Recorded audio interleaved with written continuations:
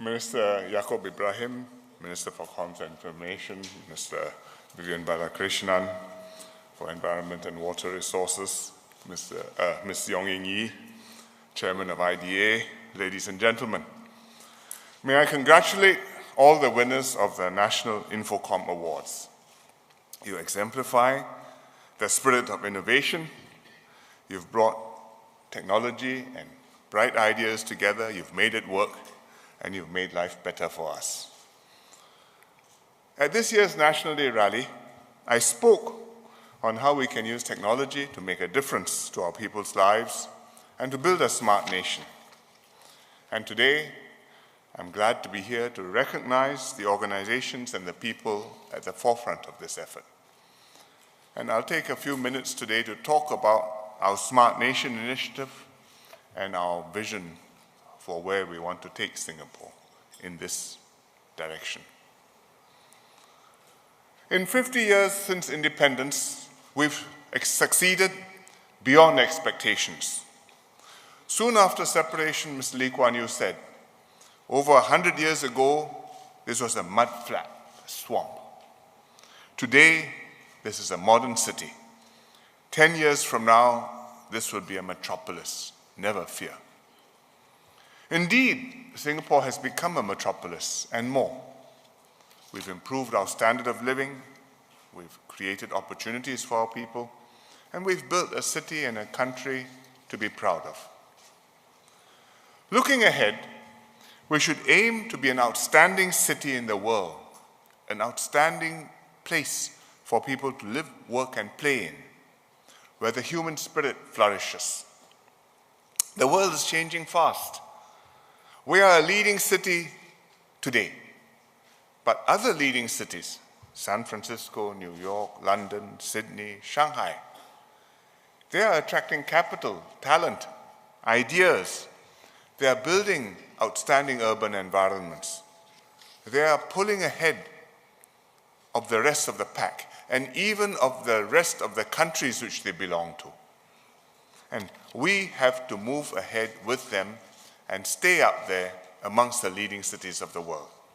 We owe it to our people, and we can do this.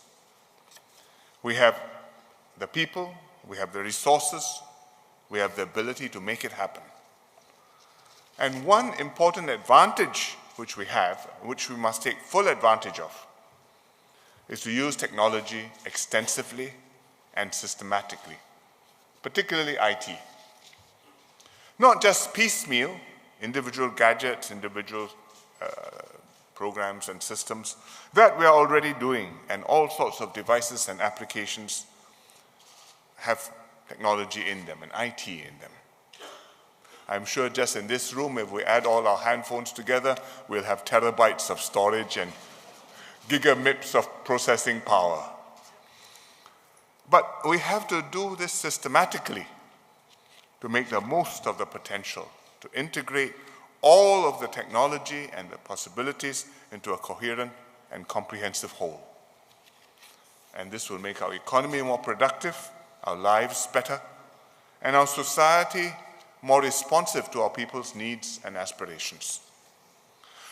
Therefore, our vision for Singapore is to be a smart nation, a nation where people live meaningful and fulfilled lives, enabled seamlessly by technology, offering exciting opportunities for all.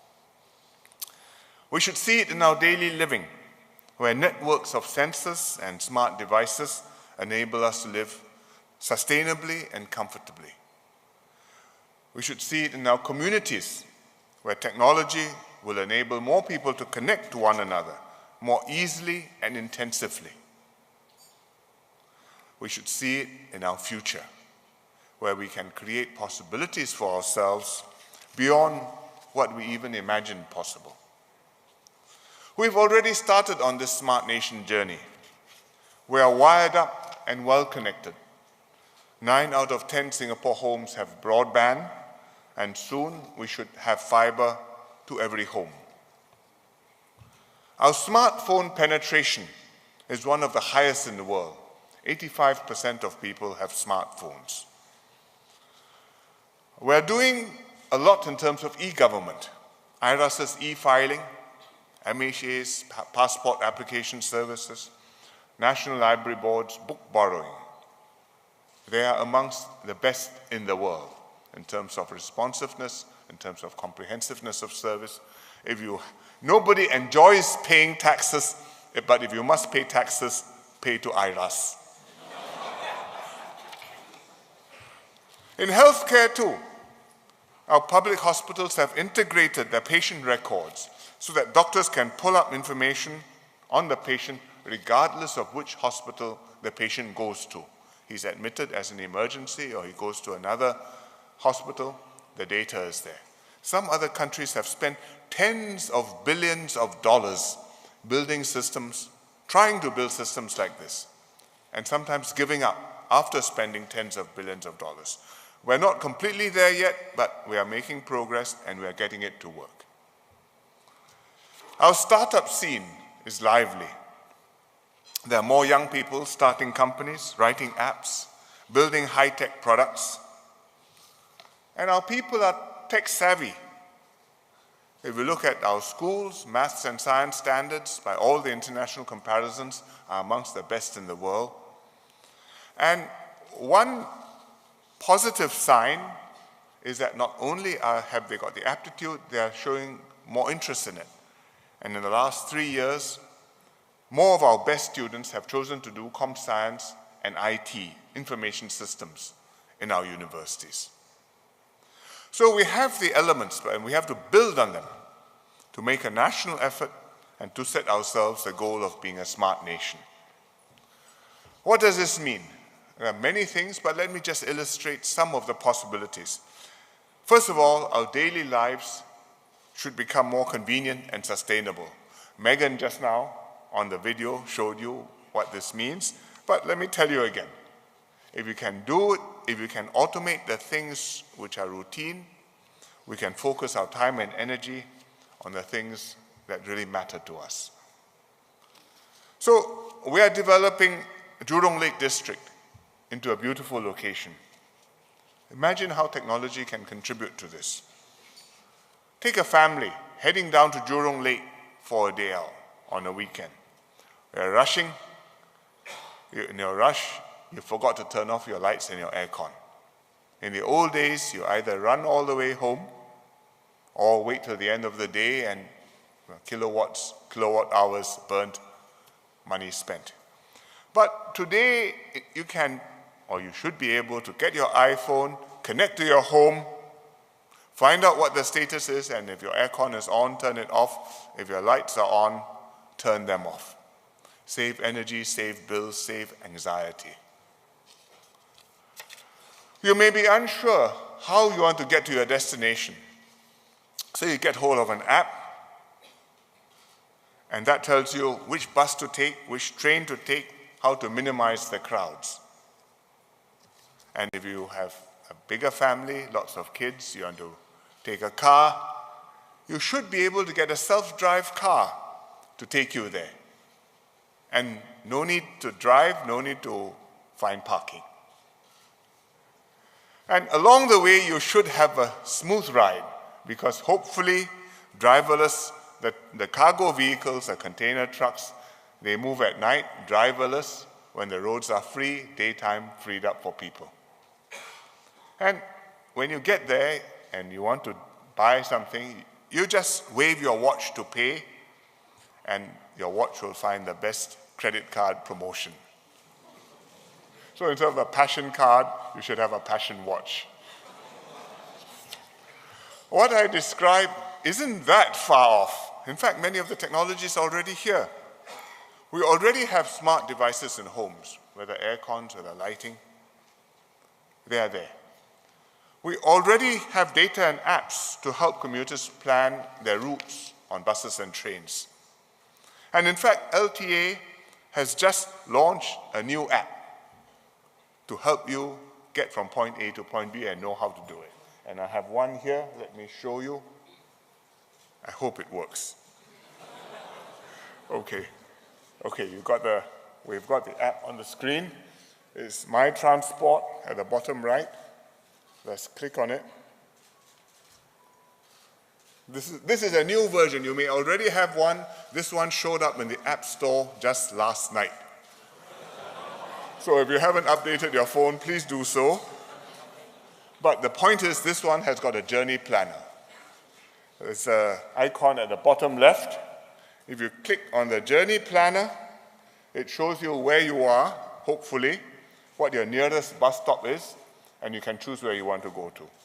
So we are at Marina Bay Sands at Bayfront Avenue, and I want to go to Ion Orchard.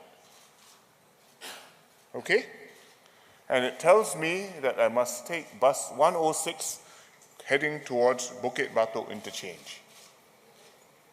And to get to bus 106, I need to walk to Marina Bay Sands Theatre, which is across the road, take the bus, and then when I get off the bus, I walk to the destination, to Orchard Turn, and it tells you how long you'll get there. So the bus itself, let's click on the bus. As you sit on the bus, it will tell you how many stops there are to go. So from where you are, there are 9 stops to go, and as you proceed, it will count down. You don't have to look at it all the time, because 2 stops before where you are supposed to get off, it will beep and you can wake up. I hope so. There you are.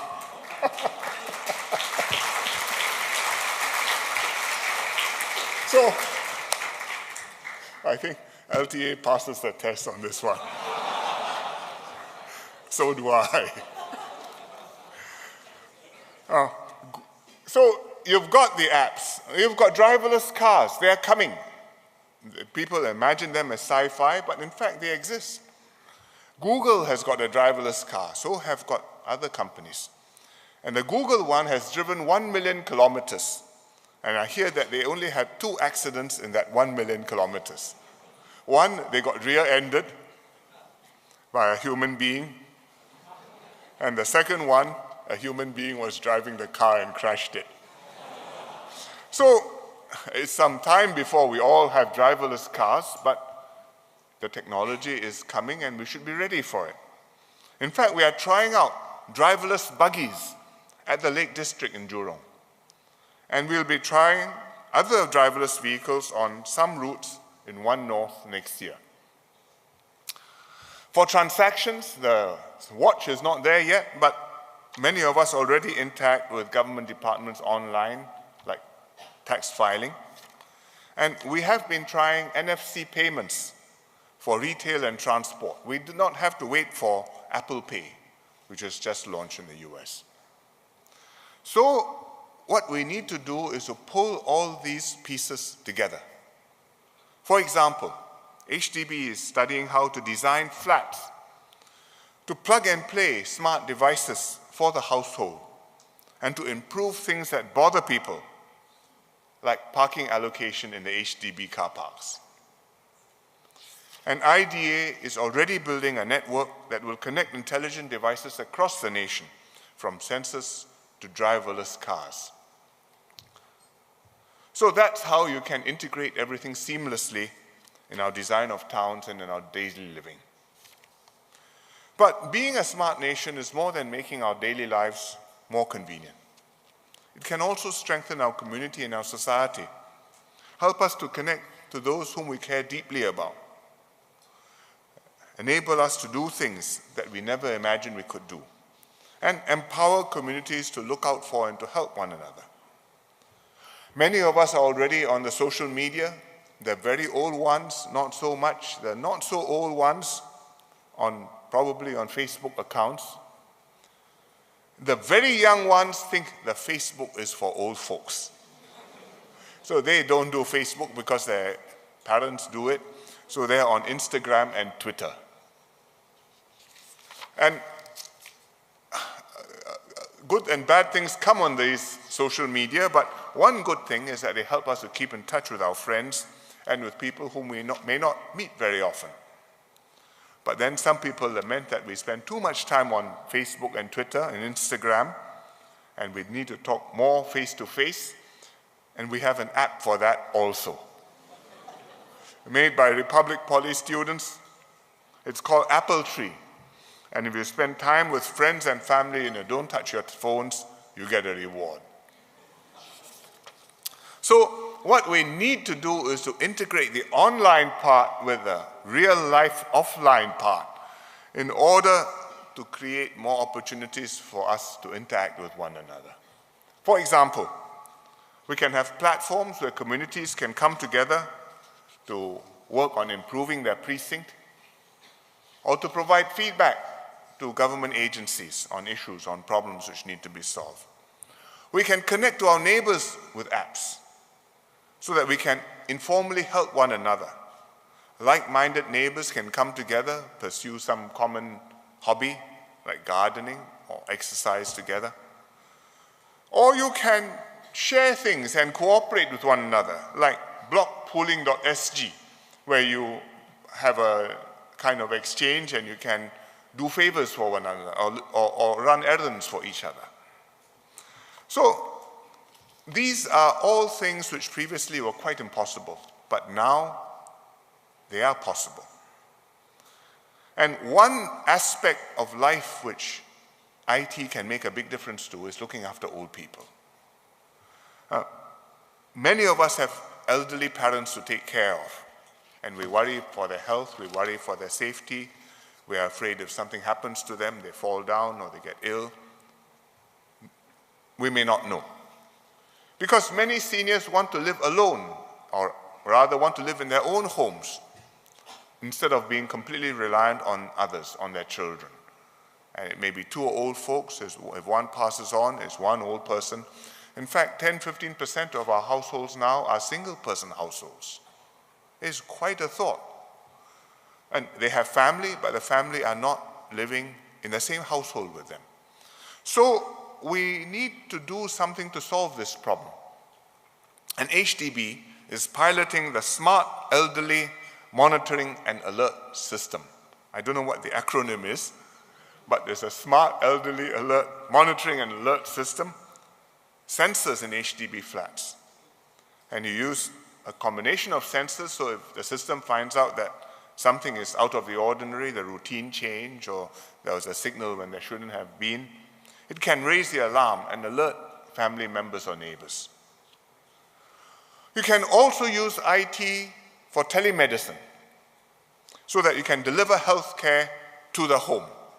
The doctor doesn't have to travel all the way, or the nurse or the physiotherapist, but from the hospital you can connect up and you can talk, you can find out what's happening, you can give advice, you can monitor and treat the patient. And I wanted to do a demonstration, but instead of a demonstration, I will show you a video of how this is done, where the physiotherapist in the hospital can monitor and treat a stroke patient at home. But watch the video, it tells you a heartwarming story. She was actually a really sporty person, and usually we would go with our family to play badminton. I went for my night exercise. When I came back from my night exercise, I realized that there's numbness on my leg. The next day I went to the GP, they confirmed that I had a stroke. Before we had the tele-rehab system, it was kind of difficult because we had to drive her to and fro to the hospital. I think it's more convenient. It's good that it motivates my wife to do the exercise more regularly and even independently. Yeah, I like the system. I find it useful, efficient, and convenient. It saves us on the driving time to the daily rehab center. I can have FaceTime with my therapist. Then she will let me know about my progress. She will upgrade the level if there's improvement. I hope for a fast recovery so that I can go back to work and join my friend for karaoke.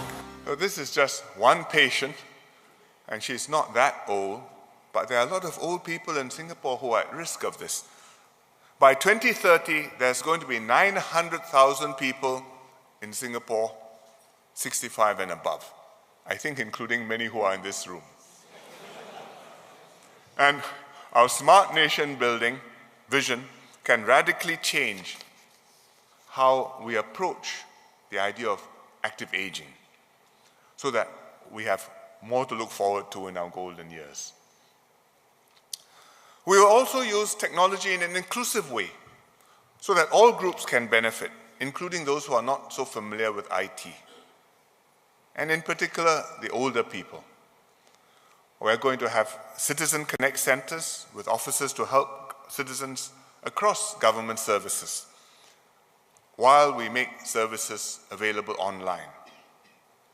We will have silver Infocomm junctions that provide affordable and customized IT training for seniors. When we have IT, we want it to be accessible to everybody, and we have to prevent a digital divide from turning up in Singapore between those who have IT and can afford it and know how to use it, and those who don't have IT or don't know how to use it. So, for example, we have e-filing for our courts. So the documents are filed electronically, it's all in a database. You don't have to have stacks and stacks of paper. And we move faster than other countries on this. I just met in Australia the the governor of Queensland, of the state of Queensland. I was there for a meeting in Brisbane.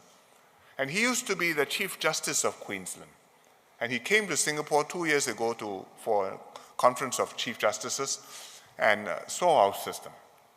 And he was very impressed. He said, the most impressive thing was not that you have a computer system, but we had provided ways and booths where people who can't afford that access, who don't know how to do that access, they can go there, they can bring their papers there, they can be helped, they can have their papers filed electronically.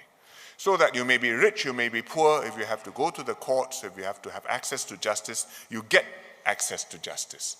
And this was one issue when they in Queensland had thought about automating and computerizing their filing. How do you make sure everybody has it? But we have that. And I think we must continue to have that. So the Smart Nation is not just a slogan.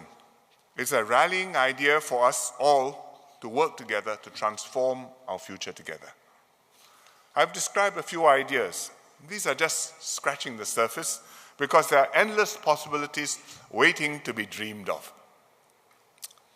We will only make this a smart nation if we get everybody active, engaged, excited, wanting to make this happen.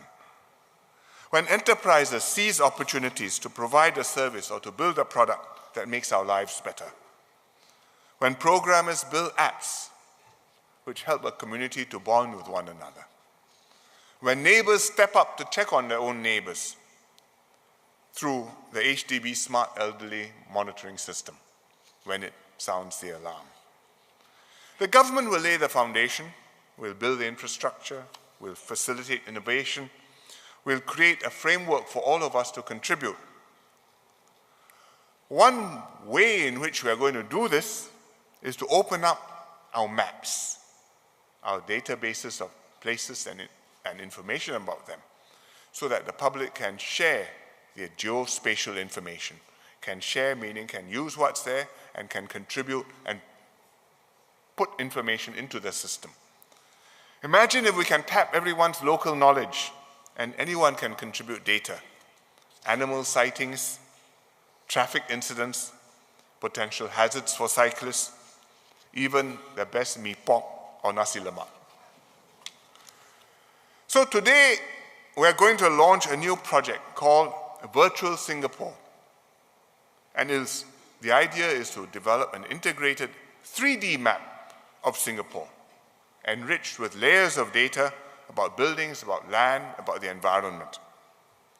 And it'll be a platform to bring together the government, citizens, industry, and research institutions together to solve problems. For example, to simulate the coverage of the wireless network or the effects of heavy rain. What that means is find out where it floods when it rains. But to realize this vision, I think we have to pull the pieces together from all over the government. And we will set up a Smart Nation Program Office.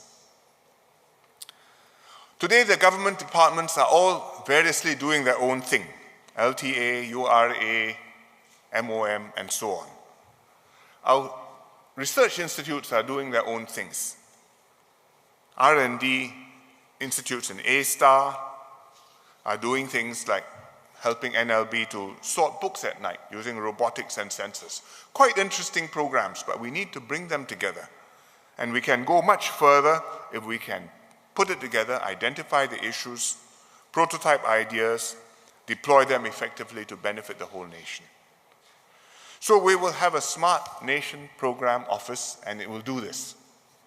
Take in perspectives and ideas from many sources, make sure that we have a whole of government, whole of nation approach to building a smart nation.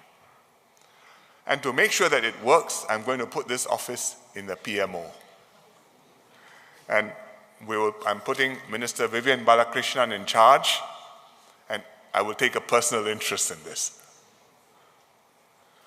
One important aspect of a smart nation is cybersecurity. We are putting more and more functions and more data into our computers, into our handphones, into our networks, into our systems. Often they know more about us than we remember about ourselves. And it's vital that we have secure systems that we can trust. Not just preventing credit cards numbers from being stolen, but protecting ourselves from malicious attacks, where there's hacking, like Anonymous, where there's distributed denial of service, DDoS, you know what that is. Where there's malware that infects our computers, which steals sensitive information, or possibly threatens critical infrastructure. If it gets into a hospital IT system, patients can die. If it gets into our power system, our power grid can be brought down. If it gets into our airport system, we can have a very serious problem. In fact, in America, there was one airport where a young teenager got into the airport IT system and rummaged around and was able to turn off all the airport lighting on the tarmac for half a day. So it's not a laughing matter. We take it seriously. We already have cybersecurity duties residing in the Ministry of Home Affairs, in the IDA, but I don't think that they are as strong as we would like them to be. And we need to reorganize them to strengthen our systems and our institutions. And we are studying how best to do that, to protect government systems, including the Census for Smart Nation, against cyber attacks. But also outside the government, other critical systems, like in telecoms, like in banking, like in the energy sector, so that you will never be completely impregnable, but I think we need to be secure and as safe as we can be. And that means within the government we need the system, and outside the government we must reach out to companies and individuals to raise your security awareness in order to create a secure and a trusted ICT network. So we need the right organization, the right skills, the right mindsets to be a smart nation. And in our education system, we have to start there. We are equipping students with up-to-date knowledge and skills to use the technology. But schools must also teach students how to create the technology of the future. Teach them to code, to prototype and build things, to fail fast and learn quickly, and use the latest latest gadgets and latest tools and be up with the latest technology. And there's work being done on this all over the world. I just read an article. There's an American group which is designing a $10 robot. $10 for school children to learn how to program robots. It can find out where it is, it can follow lines, it can move forward, move back, can turn, can measure distances using infrared, and you can program it graphically.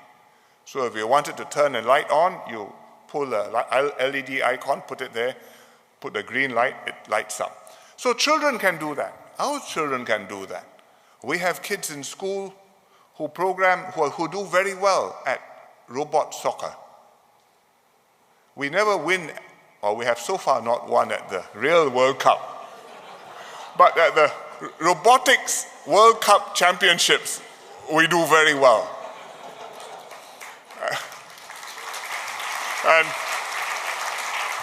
I think that we must get our children in schools exposed to IT, exposed to programming, and in some countries, it's a long way for us, but in some countries, all kids are required to learn to code, at least the basics. So you understand what it is about, even though you may not write the next Windows operating system. We may not go that far, but I think we must expose our kids, and we must enable the most talented and interested ones to be able to go far and develop their talent in IT, in schools, and pursue that. And whether in university, whether after that to set up a startup or to join a company or work with the government and make a smart nation. So you need the skills, we need the education, and the can-do spirit of experimenting and risk-taking. This is what makes Silicon Valley special. The world leader in technology innovation, constant stream, constant churn of ideas, of new business models. And the Chinese are getting there too. I was in Shenzhen a few months ago and visited Tencent, Tengxun, in Shenzhen. They are one of the big IT companies in the world now. And if you walk around and talk to their people and soak up the mood, they are like, you would think you were in Silicon Valley. It's informal, it's casual, lots of energy, lots of new things going on. Some will succeed, some will fail, but a passion to change the world. And they put up screens showing all the places where people are using QQ or the WeChat. And it's all over the world. And I think we need that passion and that excitement to move. Within the government, we are reviewing how to manage the careers of our technologists and engineers because we need to strengthen our own capabilities within the government. We cannot just be outsourcing everything. Yes, we need to bring in expertise from the industry, but we need our own expertise too. Not least to be able to specify what we want and to be able to interact fruitfully with the industry. In particular, we will build up the IDA because it has a key role in spearheading the development of a smart nation. And build up meaning not just a head count, but growing a culture and a mindset of experimentation. Being willing to try new approaches, disrupt existing ways. Try, fail fast, learn the lessons, turn around quickly. Constantly pushing the boundaries inside the government, outside the government. IDA needs more of this ethos. It can't quite be like a Silicon Valley company because it's not just a startup. It has a regulatory role in telecoms. It has responsibilities in maintaining large government systems. But IDA must also push the envelope, using technology to seek new applications, to find new approaches to existing problems. And you must have that ethos within the system, within IDA. And you must have that kind of people within IDA who want to do it and who feel that they can work like that, even though IDA is quite a big organization and the Singapore government has ongoing responsibilities to keep a system going reliably and not failing. So, smart nation is a lot of possibilities, I think, a lot of excitement, particularly for young people. This is our country, this is our future. My question to young people would be, do you want to be part of this movement to build a smart nation? Come together, design the solutions, test the ideas, give us the feedback, imagine it, let's decide on it, let's make it happen.